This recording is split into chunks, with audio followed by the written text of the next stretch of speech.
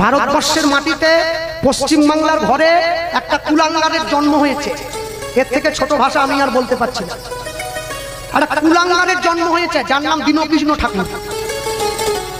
হ্যাঁ, ওই ইউটিউবে বিশাল ব্যাপার। হ্যাঁ, তার কীর্তনে আমাদের 15-20 হাজার করে লোক হয়। কেন জানেন?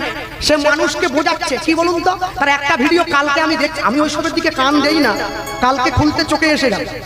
সে বলছে ভগবান যখন আমাদের জন্ম দিয়েছে হাত দিয়েছিল, বলে হ্যাঁ।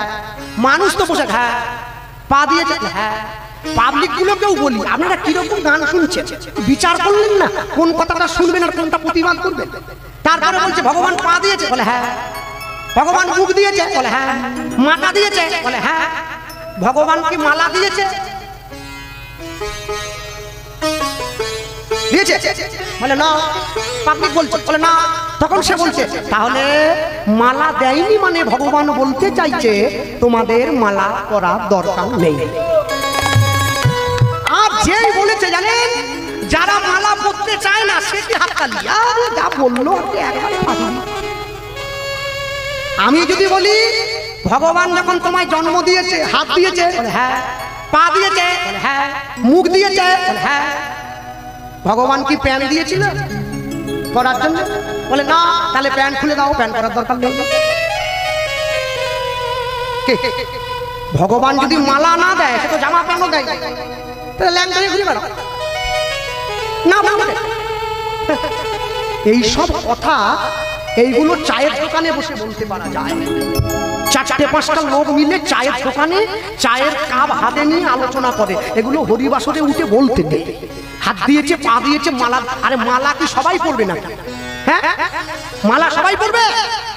স্কুলে সবাই পড়ে, ফাঁস হবে একজনা। মানুষ দেখতে সবাই, মানুষ হবে কিছু জনা।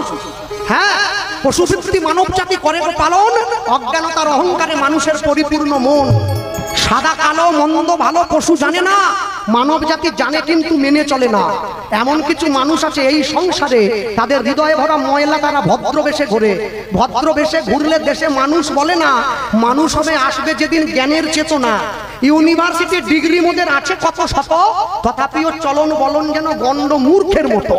বাঁদরের আদর বেশি হচ্ছে সারা দেশে, বৃদ্ধ বাবা মায়ের সেবা ছেড়ে ছেলে মেয়েরা বাড়িতে কুকুর কিনে পোষে।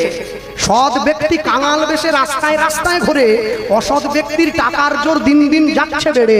অধম দীনদাসে কয় ওরে মানুষ পশুর ধর্ম ছাড়ো, মানুষ যদি হতে হয় মানুষের পা জড়িয়ে ধরো।